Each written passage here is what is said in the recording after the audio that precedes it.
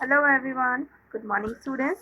Students here today in this video I am going to summarize chapter 1 when, where and how. Okay.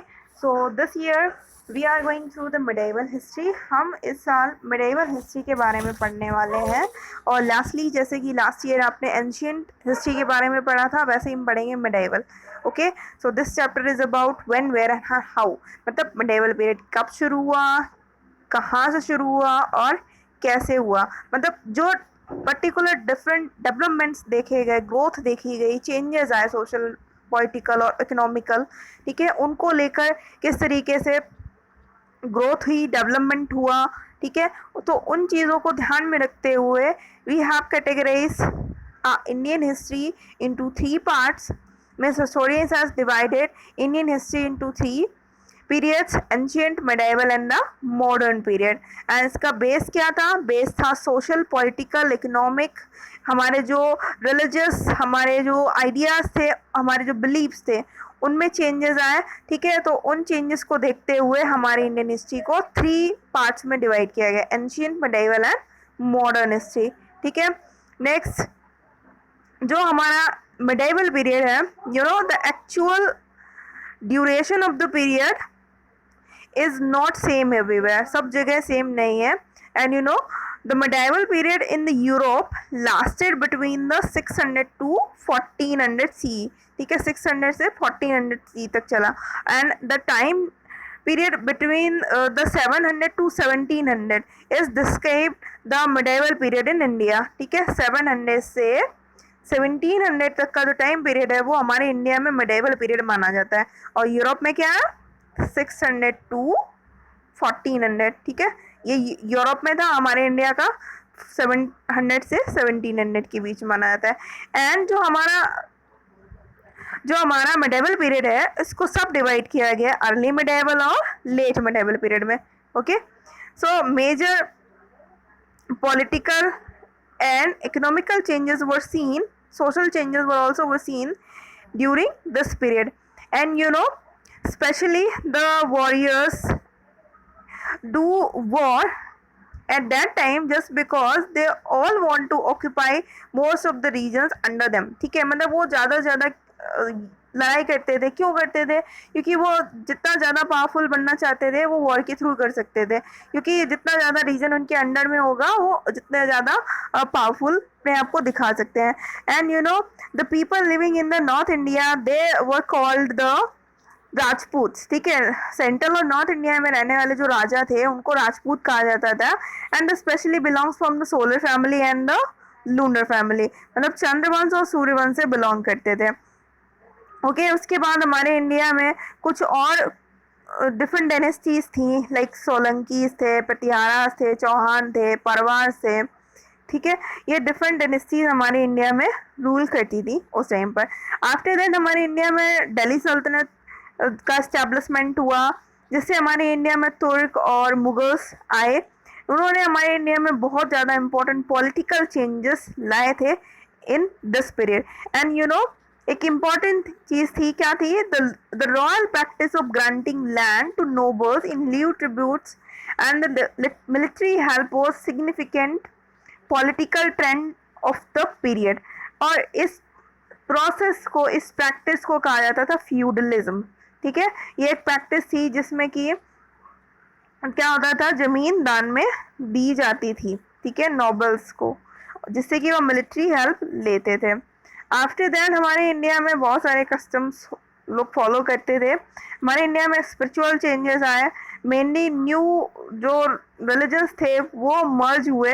Hinduism था, उसके बाद इस्लाम का emergence हुआ हमारे India में, मतलब भक्ति और सूफी मूवमेंट का डेवलपमेंट हुआ. टेक्नोलॉजिकल, एग्रीकल्चरल, आर्किटेक्चरल काफ़ी फीचर्स जो थे वो चेंज हुए, क्योंकि हमारे इंडिया में जितने भी बाहर से फॉरेनर्स आए वो अपने साथ अपनी कुछ रिलीजियस बिलीफ और उनके कल्चरल ट्रेंड्स भी लेकर आते थे, तो जिससे हमारे इंडिया के जो आर्किटेक्चरल स्टाइल थी वो सारी चीज़ें अफेक्ट हुई, ठीक है.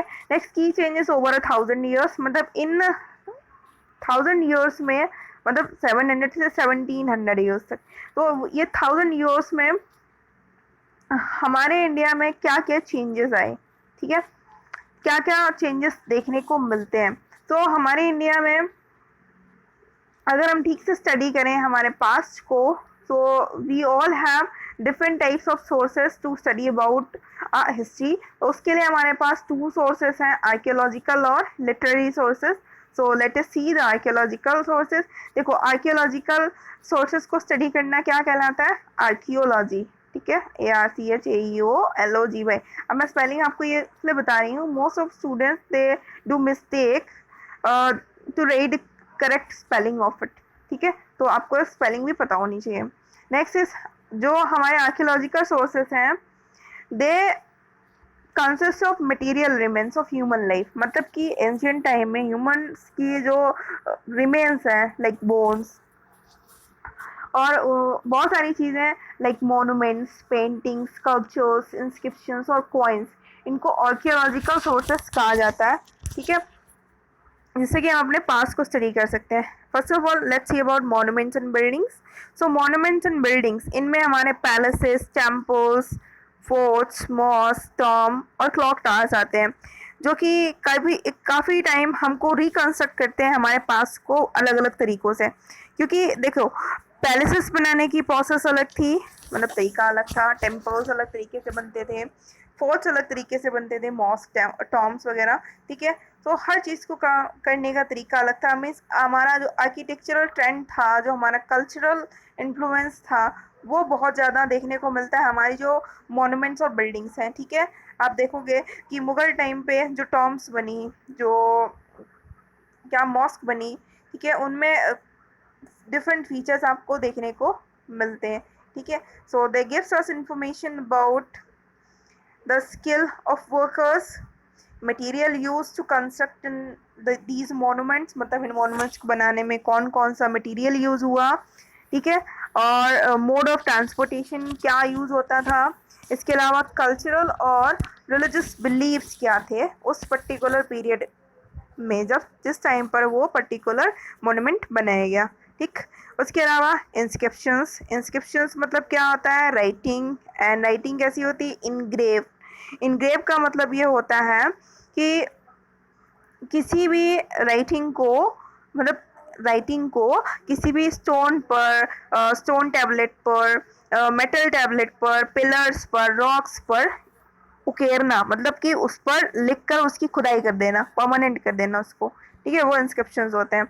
इंस्क्रिप्शंस होते हैं डिफरेंट लैंग्वेजेस और स्क्रिप्ट्स में लिखे जाते थे, जिसमें राजा लोग स्पेशली अपनी जो उनकी अचीवमेंट्स हैं उनके बारे में लिखवाया करते थे, ठीक है।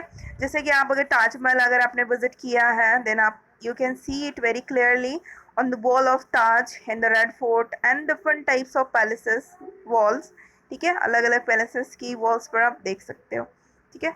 Next is coins. Coins are important source to gives us information about the economy of a period, मतलब उस टाइम पीरियड की इकोनॉमी के बारे में वैल्यूएबल इंफॉर्मेशन मिलती है जिस टाइम पीरियड में पर्टिकुलर कॉइन इंट्रोड्यूस किया गया। You know the writings on the coins generally conveys the names, मतलब किस रूलर ने उस पर्टिकुलर कॉइन को इंट्रोड्यूस किया, डेट ऑफ इश्यू कब इंट्रोड्यूस किया गया, title, portrait of kings and occasionally sometimes their dynastic emblem was there। जैसे कि अगर आप हमारे इंडिया की मॉडर्न करेंसी देखोगे, सिक्का आपने देखा होगा, पेपर मनी में देखा होगा, तो आप देखोगे उस पर नेशनल एम्बलम होता है। उसके अलावा डेट लिखी होती है इश्यू होने की, गवर्नर के साइन होते हैं, और बहुत सारी चीज़ें आपको देखने को मिलेगी। तो सेम वही चीज़ें पहले भी हुआ करती थी, तो इससे हमें इन्फॉर्मेशन मिलती है कि किस टाइप का मेटल यूज़ होता था, रूलर्स के बारे में इंफॉर्मेशन मिलती है और टाइम पीरियड के बारे में, ठीक है। Next is paintings and sculptures. Paintings मतलब क्या, एग्जैक्टली वही जो आप देखते हो किसी भी रिलीजन को डिपिक्ट करती हुई थीम्स पर होती हैं, फॉरेस्ट लाइफ को, समटाइम्स कोर्ट सीन्स आपको देखने को मिलेंगे, मैथोलॉजिकल स्टोरीज हो सकती हैं, और लाइफस्टाइल को डिपिक्ट करती हुई इस टाइप की पेंटिंग्स, पोर्ट्रेट बनाई जाती थी पहले के टाइम पे, ठीक है, जिससे हमें काफ़ी सारी इन्फॉर्मेशन मिलती है।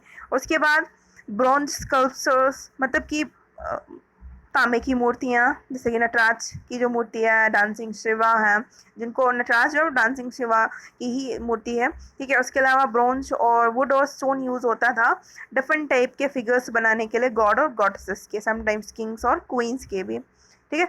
Next, there are literary sources which also gives us information about the medieval period. I know you all are starting to bore now, but you all must have to watch this video fully till end. तो क्योंकि आपने, I know you all of you didn't attend the Zoom class, so you all must have to listen and watch this video carefully. So let's see about the literary sources. Literary sources मतलब कि जो हमारे written form में sources available हैं वो, ठीक है। इसमें दोनों तरीके के लिटरेरी सोर्सेज होते हैं, रिलीजियस एंड नॉन रिलीजियस, ठीक है। Sometimes the sources also available in the form of biographies and autobiographies, ठीक है, जो हमारे नॉन रिलीजियस में आते हैं। रिलीजियस में हमारे वो सोर्सेज आते हैं जो किसी पर्टिकुलर रिलीजन के बारे में, पॉलिटिक्स का, कल्चर के बारे में डिपिक्ट करते हैं, ठीक है।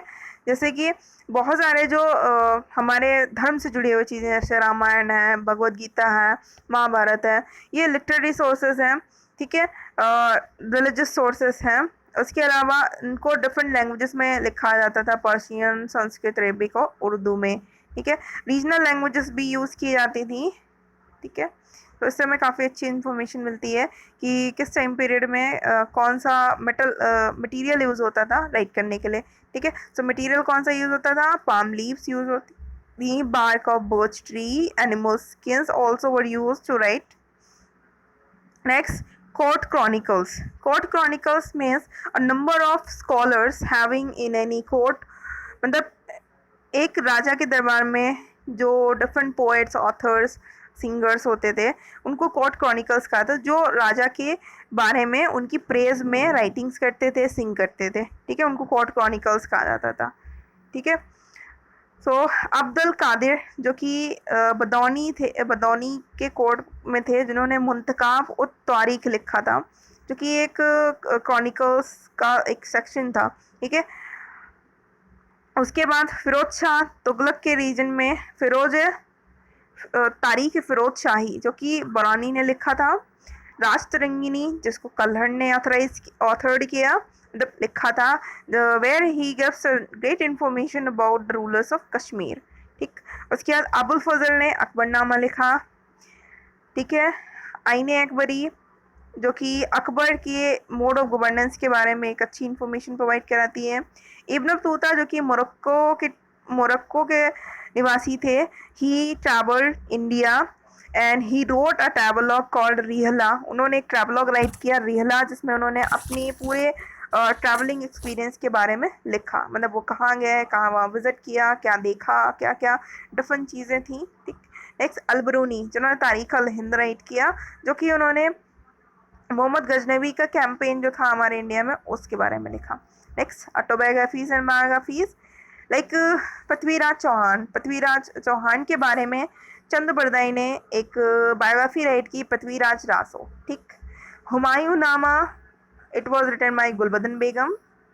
उसके अलावा कुछ ऑटोबायोग्राफीज थी, जैसे बाबर की बाबरनामा, ठीक है, बाबर की बाबरनामा, और इसको तजुक बाबरी भी कहा जाता है, ठीक है। बाबर ने अपनी ऑटोबायोग्राफी राइट की, बाबरनामा, जिसको तुजुक बाबरी भी कहा जाता है। नेक्स्ट इज तुजुक जहांगीरी, जो कि जहांगीर ने अपने बारे में लिखी थी। बाबरनामा हमें ग्रेट इन्फॉर्मेशन देता है फ्लोरा एंड फौना के बारे में हमारे इंडिया के। तुजुक जहांगीरी जो कि हमें एक फैसिनेटिंग साइट प्रोवाइड कराता है कोर्ट पॉलिटिक्स की, ठीक है। तारीख फिरोज शाही, फतूहत फिरोज शाही, जिसको फिरोज शाह तुगलक ने राइट किया था, जो कि एक ऑटोबायोग्राफी थी। Next is written writings of foreign travellers, so foreign travellers ने भी हमारे इंडिया के बारे में काफ़ी चीज़ें राइट की, ठीक है। The journey beyond three seas Sidi Ali Reis ने लिखा था, ठीक है। उसके अलावा एक ऑटोमन एडमिरल थे जिन्होंने इंडिया में विजिट किया, उन्होंने एक बुक राइट की, मिरात उल मेमलिक और मिरर्स ऑफ कंट्रीज, ठीक है। रिलीजियस लिटरेचर से जिसमें दोहा कंपोज किए जाते थे, काफ़ी सारे सॉन्ग्स और पोएम्स राइट की जाती थी। रामायण और महाभारत के टेक्स्ट जो थे उनको ट्रांसलेट किया था रीजनल लैंग्वेजेस में, ठीक है।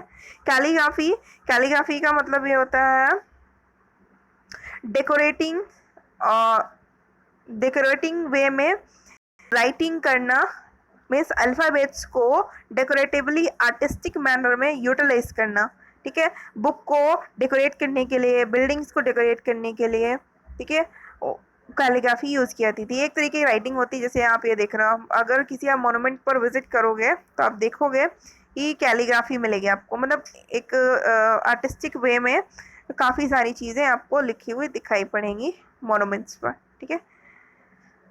Next is importance of geographical factors. तो जोग्राफिकल फैक्टर्स का काफ़ी इंपॉर्टेंट रोल है हमारी इंडियन हिस्ट्री में, ठीक है। Terms use to describe India, हमारे इंडिया को डिस्क्राइब करने के लिए काफ़ी डिफरेंट टर्म्स यूज़ होते थे। जैसे हमारे इंडिया को भारतवर्ष कहा जाता था, जम्बू द्वीप, उसके बाद हमारे इंडिया को आर्यावर्त कहा जाने लगा क्योंकि हमारे इंडिया में आर्यंस रहते थे। उसके बाद जेंड वेस्टा एक सेक्रेट बुक है पारसीज की, जिन्होंने हमारे इंडियन सब कंटिनेंट को सप्त सिंधु कहा, means the land of 7 reverse. उसके बाद हमारे इंडिया को इंदोई कहा गया, जिसको ग्रीक ने बोला, ठीक है। फाइनली धीरे धीरे नेम चेंज होते होते हमारे इंडिया को हिंदुस्तान कहा जाने लगा पर्शियन और अरब लैंग्वेज में, ठीक है। So this is how India has change during the medieval period, and India got named of Jambudweep, Sapt Sindhu, Bharatvarsha, Aryavarta and Hindustan. Okay, so students, I hope आपको ये सेशन समझ में आया होगा। If you still have any doubt you can ask it to me, comment me if you want to ask anything. Okay, thank you.